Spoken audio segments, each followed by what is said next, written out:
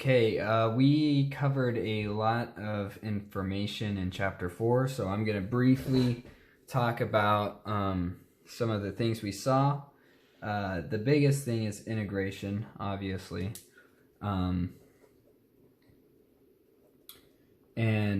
all integration really is an antiderivative. So we're used to taking f of x and using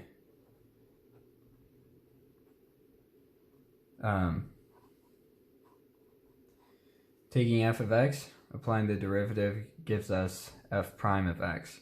Now we are using the antiderivative or integration to get back to the original function.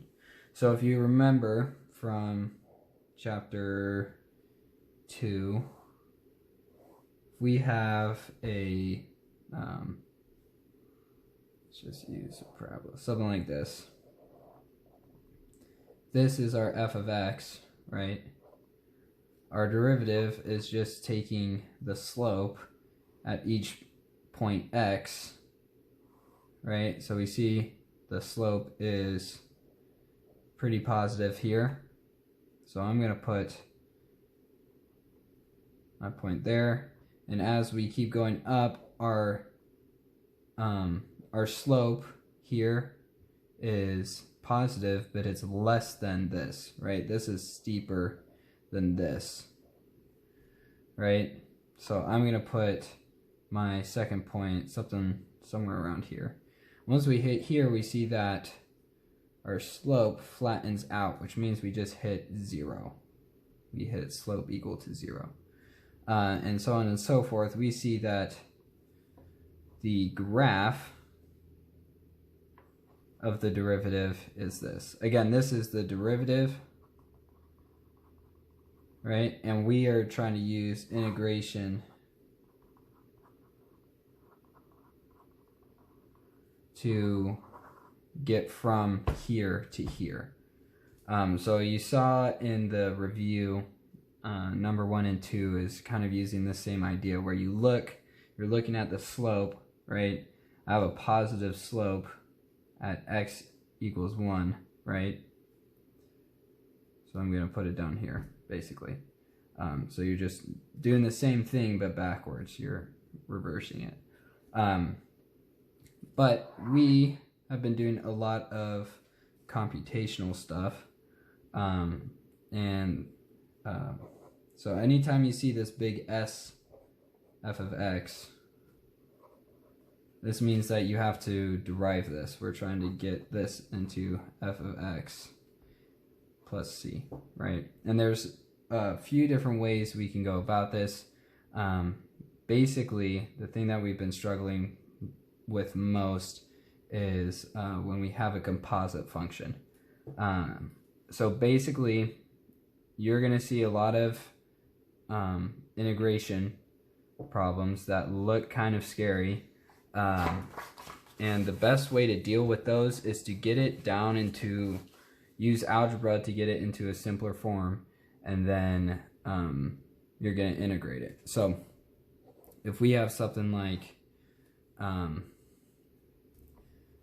2x squared plus x over x, this is kind of hard to look at and just integrate. But what we can do is we can use algebra to simplify it to, you see that this has an x, right? You can pull out an x and then you divide x and x to get 1. So you can simplify this down to this, which is much easier to integrate than the last thing. So you're going to get x to the squared plus x plus c would be our answer. So obviously this right here is much more fun to integrate than this. Same thing goes with composite functions, right? So if we have sine of 2x,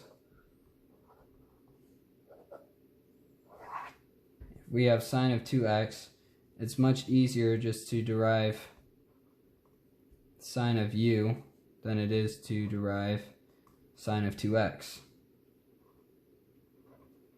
So what we're going to do is we're going to change this to sine of u,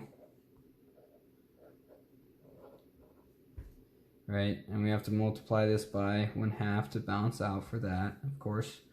And if we remember correctly, this is going to be negative cosine of u plus c times 1/2, which is just negative cosine, plug this back in, of 2 of x divided by 2 plus c. So again, we're just trying to find a simpler way to look at these problems in order to integrate them properly. And we see that with basically every problem of integration, it's either already going to be in a simple form, or you have to get it down into a simple form in order to integrate it. So when dealing with something like this, there are a few different ways to go about it. These are the steps that I would suggest using. Step 1, find u. So u is usually pretty obvious.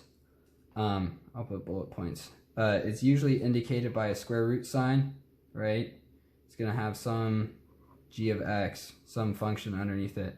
You also see it in parentheses, usually to a certain power, right? You see it with trig functions. Running out of room. Trig functions are dead giveaway. ln of g of x. These are the most common uses, or these are the common giveaways of what u is. U is always going to equal g of x, basically, right? So I'm going to sub u in for this, and then I can easily integrate a square root, or a square root of u, or u to the n, or sine u, or ln of u. Next, I would say step 2, find du.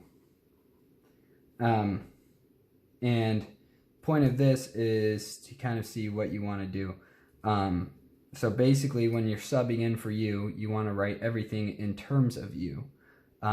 Sometimes, as we saw on page 333, I believe it is. Let me check here.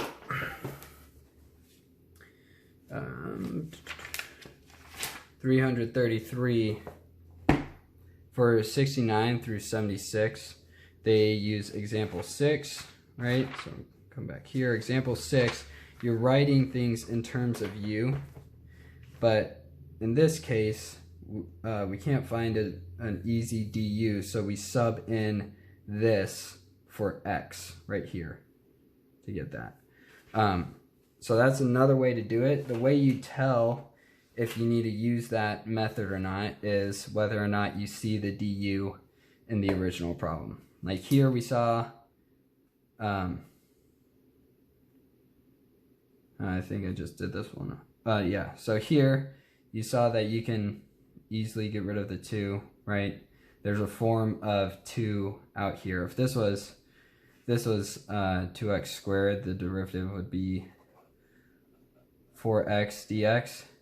And out here, right, if we're just looking at the original integration problem, you don't see an x out here, right? So we have to figure out a different way to solve or implement that into it. Anyways, if you have questions about that, feel free to ask me. I don't really want to get into it. But step 3, if no du, sub in another form of u. Again, that's just example 6 on page 326. Step 4, integrate. Step 5, plug back in. So this is kind of the process I go through when I am subbing. Substitution. So again, you're going to find a u, and you're going to sub that u in. You're going to find du. If you can't find du, or you're going to be able to find du, but if there's no du in the original function, then you have to find some other form of u to plug in to here for x. Once you have everything in terms of u, so you have all the x's out of the way, you just have things in terms of u, then you can integrate. Once you integrate, then you plug all your x value stuff back in for u, and then simplify.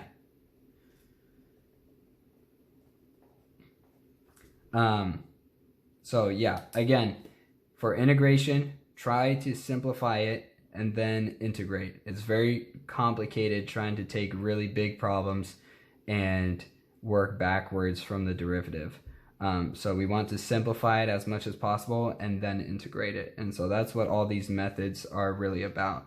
There's division, like we did up here.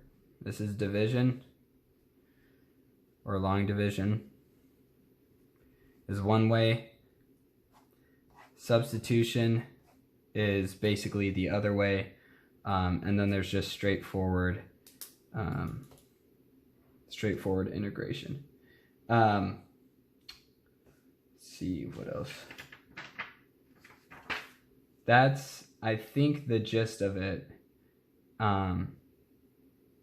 The other thing is just the trapezoid rule and Simpson's rule. You'll have a question on that on the test. So just make sure you're comfortable with the trapezoid rule and the Simpson rule. Those formulas, I will try and I'll think about giving you those formulas because they're kind of messy. But if I do give you the formula, I want you guys to explain why the formula works. So I won't be giving you. I want you to kind of understand or have some knowledge about those rules and not just let me spoon feed you on those. So yeah, if you have any questions, just let me know. I'm free to talk tomorrow and Thursday if you have questions on the practice test. Yeah, so just let me know.